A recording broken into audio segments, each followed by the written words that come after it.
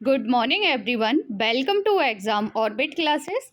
आज है 3 अगस्त और आज के इस सेशन में 3 अगस्त से बनने वाले सभी महत्वपूर्ण क्वेश्चंस को डिस्कस करेंगे।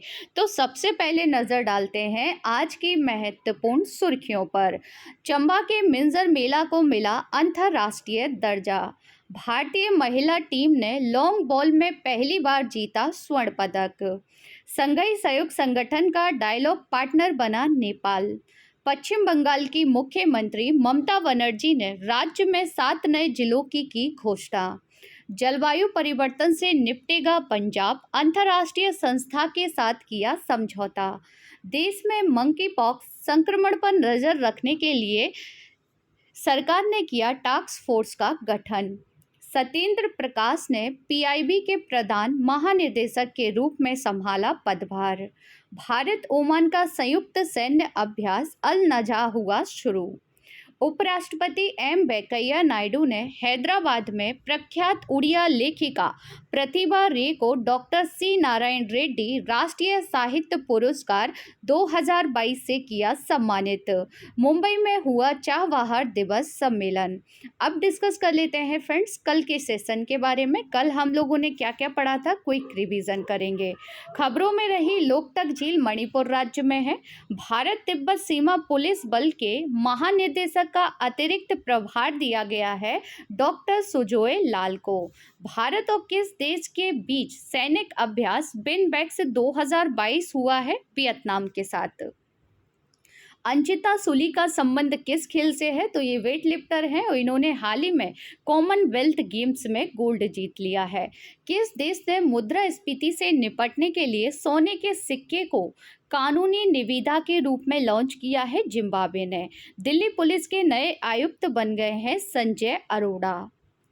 कारगिल के द्रास सेक्टर की .5140 पहाड़ी को गन हिल नाम दिया गया है। कारगिल कहाँ पर है फ्रेंड्स? तो लद्दाख में है।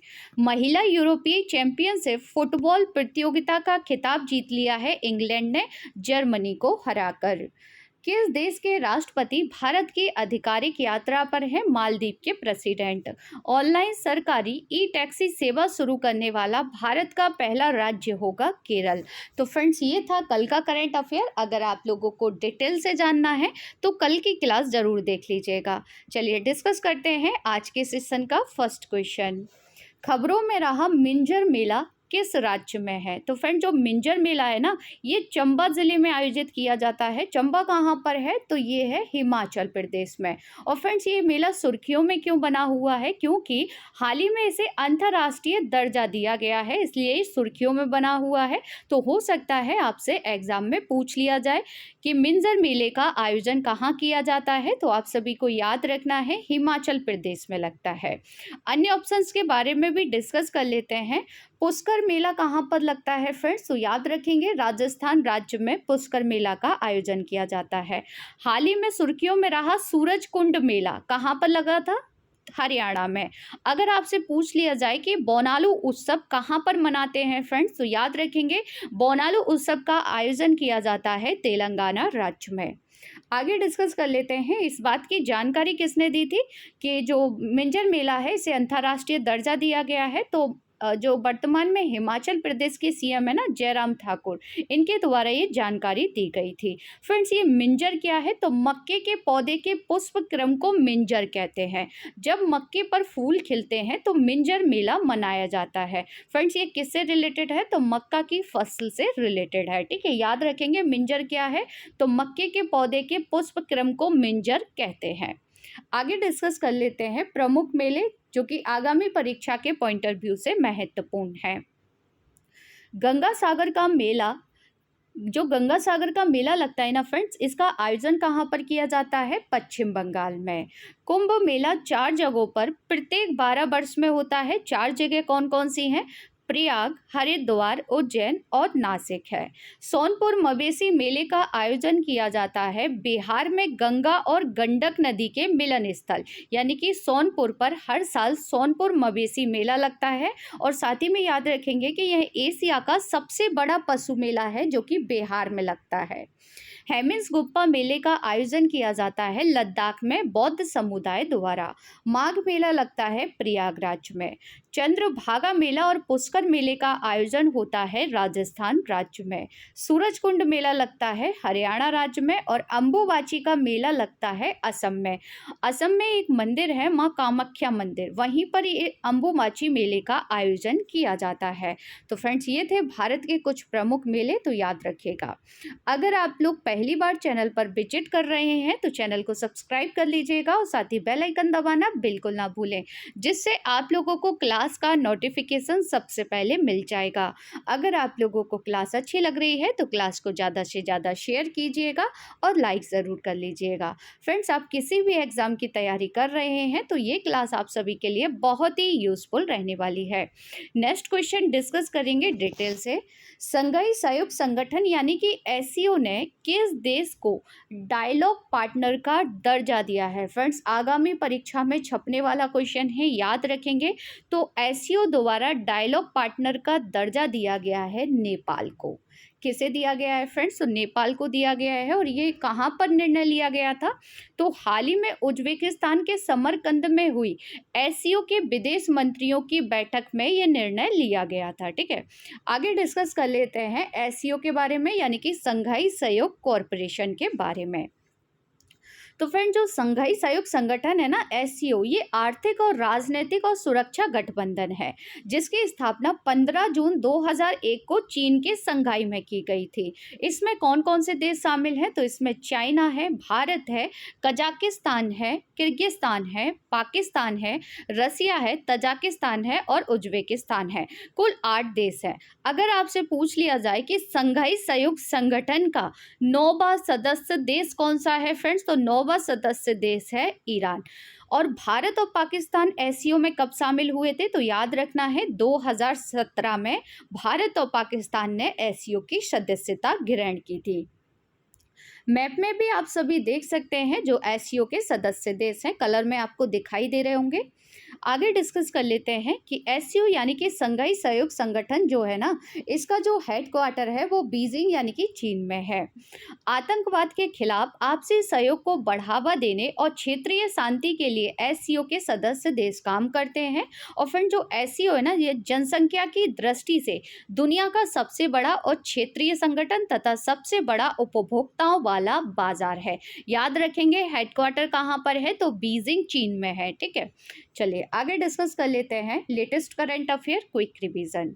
एससीओ के राष्ट्र अध्यक्षों के शिखर सम्मेलन ये कहाँ होने वाला है फ्रेंड्स? तो 2022 में जो एससीओ की बैठक होने वाली है ना, वो 15 से 16 सितंबर उज्बेकिस्तान के समरकंद में होगी। और इसके बाद एससीओ की अध्यक्षता करेगा इंडिया, यानी कि जो अगली बैठक होगी वो कहाँ पर होगी इसके बाद? तो इंडिया में होगी। ठीक है, संघाई सहयोग संगठन की पहली सांस्कृतिक और पर्यटन राजधानी किसे बनाया गया है? ये हाल का ही क्वेश्चन है, याद रखेंगे। काशी को बनाया गया है। काशी कहाँ पर है? वाराणसी उत्तर प्रदेश में, जिसे एससीओ की पहली सांस्कृतिक और पर्यटन राजधानी का दर्जा दिया गया है। नेक्स्ट क्वेश्चन डिस्कस करेंगे, भारत में मंकी पॉक्स की स्थिति की निगरानी करने के लिए केंद्र द्वारा हाल ही में गठित टास्क फोर्स का प्रमुख किसे बनाया गया है? फ्रेंड्स, मोस्ट इंपोर्टेंट क्वेश्चन है, याद रखेंगे। तो मंकी पॉक्स की निगरानी के लिए एक समिति गठित की गई है जिसका प्रमुख बनाया गया है बीके पॉल को। बीके पॉल को आप सभी पिक में देख सकते हैं। फ्रेंड्स, आगामी परीक्षा में छपने वाला क्वेश्चन है, याद रखिए, क्योंकि इस समय मंकी पॉक्स सुर्खियों में बना हुआ है और अभी तक भारत में मंकी पॉक्स के 4 केसेस मिल चुके हैं। पहला मामला भारत में कहाँ पर सामने आया था? तो केरल में आया था। चलिए आगे डिस्कस कर लेते हैं इसी से रिलेटेड। तो फ्रेंड, जो ये डॉक्टर बीके पॉल हैं, ये वर्तमान में नीति आयोग के सदस्य हैं। कौन है? नीति आयोग के सदस्य हैं। अब आप लोग मुझे कमेंट्स बॉक्स में बताइए कि नीति आयोग की स्थापना कब की गई थी और किसके स्थान पर की गई थी। आगे डिस्कस करेंगे latest current affair quick revision. MSP व्यवस्था को मजबूत करने हेतु एक समिति गठित की गई थी। आप सभी को ज्ञात होगा, इसके बारे में हम लोगों ने डिस्कस भी किया था। तो फ्रेंड, जो एमएसपी व्यवस्था को मजबूत करने हेतु समिति बनाई गई थी, उसके अध्यक्ष किसे बनाया गया था? तो संजय अग्रवाल को। ठीक है। सेबी ने किसकी अध्यक्षता में निवेशक संरक्षण और शिक्षा कोष पर अपनी सलाहकार समिति का पुनर्गठन किया था? तो जी महालिंगम के अध्यक्षता में। ठीक है। भारत की हज समिति का अध्यक्ष किसे चुना गया है हाल ही में? तो एपी अब्दुल्ला कुट्टी को बनाया गया है। भारत की जो हज समिति है ना, उसकी अध्यक्षता कौन कर रहे हैं? तो एपी अब्दुल्ला कुट्टी कर रहे हैं। आगे डिस्कस करेंगे किसकी अध्यक्षता में सुप्रीम कोर्ट ने दिल्ली देहरादून कॉरिडोर परियोजना के लिए विशेषज्ञ समिति का पुनर्गठन किया था? सुखबीर सिंह संधू की अध्यक्षता में। तो फ्रेंड्स, ये हाल ही में गठित की गई समितियों की अध्यक्षता के बारे में हमने डिस्कस कर लिया है। चलिए नेक्स्ट क्वेश्चन देखेंगे। खबरों में रहा चाबहार बंदरगाह किस देश में है? फ्रेंड, जो चाबहार बंदरगाह है ना, ये आपको देखने को मिलेगा ईरान में। कहाँ पर मिलेगा? ईरान में। आइए डिस्कस कर लेते हैं कि ये सुर्खियों में क्यों बना हुआ है। तो आप सभी को बता दें कि सर्बानंद सोनोवाल जो कि केंद्रीय जहाजरानी मंत्री हैं वर्तमान में, और श्रीपद नायक जो कि शिपिंग राज्य मंत्री हैं वर्तमान में, इनके द्वारा मुंबई में चाबहार दिवस सम्मेलन का हाल ही में शुभारंभ किया गया था। इसलिए चाबहार बंदरगाह सुर्खियों में है। यह दिन अंतर्राष्ट्रीय उत्तर दक्षिण परिवहन गलियारे की शुरुआत को चिन्हित करने के लिए मनाया जाता है। साथ ही मैं आपको बता दें कि इस उद्घाटन समारोह में Kazakhstan, Iran, Tajikistan, Kyrgyzstan, Uzbekistan, Turkmenistan और अफगानिस्तान के गणमान्य व्यक्तियों ने भाग लिया था। सम्मेलन कहाँ पर हुआ था? तो मुंबई, महाराष्ट्र में इसका आयोजन किया गया था। अन्य ऑप्शंस के बारे में भी डिस्कस कर लेते हैं। अगर आपसे पूछ लिया जाए ग्वादर बंदरगाह कहाँ पर है फ्रेंड्स, तो याद रखेंगे पाकिस्तान में है। जिसका निर्माण किसके द्वारा किया गया था? तो चाइना के द्वारा किया गया था। ठीक है। हम्बनटोटा बंदरगाह आपको देखने को मिलेगा श्रीलंका में। कहाँ पर मिलेगा फ्रेंड्स? तो श्रीलंका में हम्बनटोटा बंदरगाह आपको देखने को मिलेगा। आइए डिस्कस कर लेते हैं आगे चाबहार बंदरगाह के बारे में। तो फ्रेंड, जो चाबहार बंदरगाह है ना, ये ओमान की खाड़ी में स्थित है। ओमान की खाड़ी कहाँ पर है? आइए मैप में देखते हैं। तो देखिए, ये है ईरान। यहाँ पर आपको दिख रहा होगा, ये है ईरान, और जस्ट यहाँ पर आपको नीचे दिखाई देगा ओमान, और यहाँ पर पड़ती है ओमान की खाड़ी। ठीक है। ओमान की खाड़ी कहते हैं इसे। तो जो ईरान का जो चाबहार बंदरगाह है ना, वो कहाँ पर है? तो ओमान की खाड़ी में है। इसके जस्ट बगल से आप देख पाएंगे ग्वादर, पाकिस्तान का बंदरगाह आपको देखने को मिलेगा। ठीक है। चलिए आगे डिस्कस कर लेते हैं मोस्ट इंपोर्टेंट पॉइंट परीक्षा की दृष्टि से। भारत का पहला 100% लैंडलॉर्ड मॉडल वाला बंदरगाह कौन सा बन गया है? तो ये हाल ही में बना है जवाहरलाल नेहरू पोर्ट, जो कि आपको देखने को मिलेगा मुंबई, महाराष्ट्र में। भारत के पहले अंतर्राष्ट्रीय क्रूज सम्मेलन की मेजबानी किसके द्वारा की गई थी फ्रेंड्स? तो मुंबई के द्वारा की गई थी। गंगा से ब्रह्मपुत्र तक जाने वाला सबसे लंबा जहाज कौन सा बना है फ्रेंड्स? तो ये हाल ही में बना है MP राम प्रसाद बिस्मिल, जो कि सुर्खियों में भी बना रहा था। आगे डिस्कस कर लेते हैं भारत के प्रमुख बंदरगाहों के बारे में कि कौन सा बंदरगाह किस राज्य में है। अक्सर मिलान करने के लिए क्वेश्चन एग्जाम में पूछ लिया जाता है। तो याद रखेंगे, कांडला बंदरगाह आपको देखने को मिलेगा गुजरात में। मुंबई और जवाहरलाल नेहरू बंदरगाह ये दोनों मिलेंगे आपको महाराष्ट्र में। मुंब्रा गोवा ये आपको देखने को मिलेगा गोवा में, पीछे गोवा लगा है तो ईजिली आप लोग याद रख सकते हैं। न्यू मंगलोर बंदरगाह मिलेगा आपको कर्नाटक राज्य में। कोचिंग मिलेगा केरल में। तमिलनाडु में आपको 3 बंदरगाह मिलेंगे, BRO, चिदम्बरनार, चेन्नई और एन्नोर बंदरगाह। ठीक है। इसके बाद आपको विशाखापट्टनम बंदरगाह मिलेगा आंध्र प्रदेश में। उड़ीसा में आपको देखने को मिलेगा पारादीप बंदरगाह, और कोलकाता तो आप सभी को याद ही हो जाएगा इजीली, पश्चिम बंगाल में मिलेगा। ठीक है। तो इतनी जानकारी आप सभी को याद रखनी है। और पोर्ट ब्लेयर बंदरगाह आपको देखने को मिलेगा अंडमान निकोबार द्वीप समूह में। नेक्स्ट क्वेश्चन डिस्कस करेंगे, प्रेस सूचना ब्यूरो यानी कि जो पीआईबी है ना, इसके नए प्रधान महानिदेशक कौन बन गए हैं? तो फ्रेंड्स, पीआईबी के नए प्रधान महानिदेशक बन गए हैं सत्येंद्र प्रकाश। सत्येंद्र प्रकाश को आप सभी पिक में देख सकते हैं। और इन्होंने किसका स्थान लिया है? तो इन्होंने जयदीप भटनागर का स्थान लिया है। अन्य दो ऑप्शंस के बारे में भी डिस्कस करेंगे, जैसे हिमांशु पाठक और संजीव कपूर, इनकी भी हाल ही में नियुक्तियां की गई है और इन्हें क्या बनाया गया है, आइए डिस्कस करते हैं। तो सबसे पहले जान लेते हैं पीआईबी के बारे में। तो पीआईबी की जो स्थापना की गई थी वो 1919 में हुई थी और मुख्यालय यानी कि हेडक्वार्टर नई दिल्ली में है। डिस्कस कर लेते हैं नियुक्तियां, लेटेस्ट करंट अफेयर। तो जैसा कि मैंने अभी आपको बताया, हिमांशु पाठक, तो हिमांशु पाठक को हाल ही में भारतीय कृषि अनुसंधान परिषद के नए महानिदेशक के रूप में नियुक्त किया गया है। ठीक है। भारत के मुख्य चुनाव आयुक्त कौन है वर्तमान में? राजीव कुमार है। भारतीय वायुसेना के नए महानिदेशक कौन है? तो संजीव कपूर है। दिल्ली के मुख्य सचिव कौन है? नरेश कुमार है। और नीति आयोग के हाल ही में नए उपाध्यक्ष कौन बने हैं? तो सुमन के बेरी बने। अब आप लोग कमेंट्स बॉक्स में बताइए कि नीति आयोग के पहले उपाध्यक्ष कौन थे। चलिए आगे डिस्कस करेंगे। नेक्स्ट क्वेश्चन, किस राज्य की मुख्यमंत्री ममता बनर्जी ने राज्य में 7 नए जिलों की स्थापना की घोषणा की है? तो फ्रेंड, जो पश्चिम बंगाल है ना, पश्चिम बंगाल में 7 और नए जिले बनाए गए हैं, जिनकी घोषणा हाल ही में पश्चिम बंगाल की मुख्यमंत्री ममता बनर्जी जी द्वारा की गई है। आइए डिस्कस कर लेते हैं कि अब पश्चिम बंगाल में जिलों की संख्या कितनी हो गई है। तो अब हो गई है बढ़कर 30 कर दी गई है। 7 नए जिले बनाए गए हैं जिनके नाम यहाँ पर दिए गए हैं, आप सभी देख सकते हैं। आगे डिस्कस कर लेते हैं latest current affair quick revision. Andhra Pradesh के मुख्यमंत्री वाईएस जगन मोहन रेड्डी ने कितने नए जिलों का गठन किया था हाल ही में? तो आप सभी को ज्ञात होगा कि आंध्र प्रदेश में 13 नए जिले बनाए गए थे, जिनकी घोषणा किसके द्वारा की गई थी? वाईएस जगन मोहन रेड्डी द्वारा की गई थी। और अब आंध्र प्रदेशों में जिले की संख्या हो गई है 26। 2 तटरक्षक जिला मुख्यालय प्राप्त करने वाला पहला राज्य कौन सा है? भारत का तमिलनाडु है। भारत का पहला जिला सुशासन सूचकांक ये किसके द्वारा जारी किया गया था? तो ये अमित शाह जी द्वारा जारी किया गया था। नेक्स्ट क्वेश्चन डिस्कस करेंगे, भारत ओमान संयुक्त सैन्य अभ्यास अल नजाह का आयोजन कहाँ पर किया जा रहा है? तो फ्रेंड, जो भारत और ओमान के बीच संयुक्त सैन्य अभ्यास हो रहा है ना, जिसका नाम है अल नजाह, तो ये इसका आयोजन किया जा रहा है राजस्थान राज्य में। राजस्थान में इसका आयोजन कहाँ पर हो रहा है फ्रेंड्स? तो राजस्थान में इसका आयोजन हो रहा है महाजन फील्ड फायरिंग रेंज में, जो कि आपको कहाँ देखने को मिलेगा? राजस्थान में। और ये जो युद्ध अभ्यास है ना, ये सैन्य अभ्यास जो कि 13 अगस्त तक आयोजित किया जाएगा। और इसका उद्देश्य क्या है? तो द्विपक्षीय रक्षा सहयोग के स्तर को बढ़ावा देना है। इससे पहले ये कहाँ पर हुआ था फ्रेंड्स? तो इससे पिछला संस्करण जो आयोजित किया गया था ना 2019 में, वो मस्कट में हुआ था। मस्कट किसकी कैपिटल है? तो मस्कट है ओमान की कैपिटल।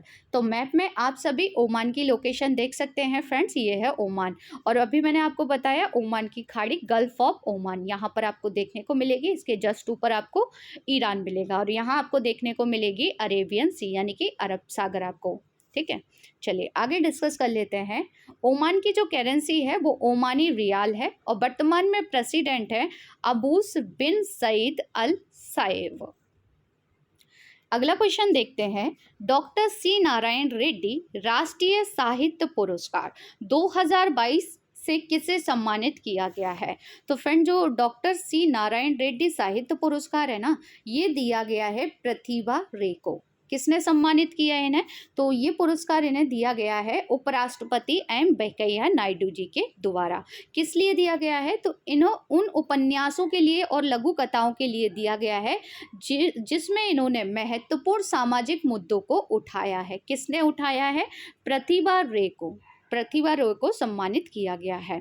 अन्य ऑप्शंस के बारे में भी डिस्कस कर लेते हैं, जैसे गीतांजलि श्री के बारे में याद रखेंगे, बुकर पुरस्कार प्राप्त करने वाले पहली भारतीय गीतांजलि श्री है। दिया मिर्जा को हाल ही में एक पुरस्कार दिया गया है जिसके बारे में हम लोगों ने डिस्कस भी किया था। तो सामाजिक न्याय 2021 के लिए मदर टेरेसा मेमोरियल अवार्ड से 2 लोगों को सम्मानित किया गया था महाराष्ट्र सरकार द्वारा। संयुक्त राष्ट्र पर्यावरण कार्यक्रम की राष्ट्रीय सद्भावना राजदूत दिया मिर्जा और पर्यावरण कार्यकर्ता श्री अफरोज शाह को सम्मानित किया गया था। टेम्पल्टन पुरस्कार 2022 दिया गया था फ्रैंक विल्जैक को। विश्व खाद्य पुरस्कार 2022 दिया गया था सिंथिया सोनेस रोसेन जाविक को। ठीक है, विटली गोल्ड अवार्ड दिया गया था चारुदत्त मिश्रा को। तो ये हाल ही में दिए गए पुरस्कार हैं जिनके बारे में आप सभी को याद रखना है। नेक्स्ट क्वेश्चन डिस्कस करेंगे, किस राज्य सरकार ने ग्लोबल वार्मिंग की जांच के लिए अंडर 2 कोएलिशन नामक प्रतिष्ठित ग्लोबल नेटवर्क का सदस्य बनने के लिए एक समझौते पर हस्ताक्षर किए हैं? तो फ्रेंड, ये समझौते पर हस्ताक्षर किए गए हैं पंजाब सरकार द्वारा। आइए डिस्कस कर लेते हैं इस समझौते के बारे में। तो इसके साथ पंजाब 43 देशों के 221 राज्यों के सबसे बड़े नेटवर्क का सदस्य बन गया है जो कार्बन डाइऑक्साइड ग्रीन हाउस गैसों के उत्सर्जन को कम करने के लिए प्रतिबद्ध है। साथ ही मैं आपको बता दें कि छत्तीसगढ़, महाराष्ट्र, तेलंगाना, पश्चिम बंगाल और जम्मू कश्मीर के बाद पंजाब अंडर 2 कोएलिशन में शामिल होने वाला भारतीय राज्य बन गया है। चलिए आगे डिस्कस करेंगे नेक्स्ट क्वेश्चन। लॉन्ग बॉल में भारतीय महिला टीम ने किस देश को हराकर स्वर्ण पदक जीत लिया है? तो फ्रेंड्स, पहली बार लॉन्ग बॉल में भारतीय टीम ने यह पदक जीता है और किसे हराकर जीता है? तो दक्षिण अफ्रीका को हराकर भारत ने पदक जीत लिया है। कहाँ पर? कॉमनवेल्थ गेम्स में। आइए डिस्कस कर लेते हैं इसी से रिलेटेड। तो यह राष्ट्रमंडल खेलों के इतिहास में लॉन्ग बॉल में भारत का पहला पदक है।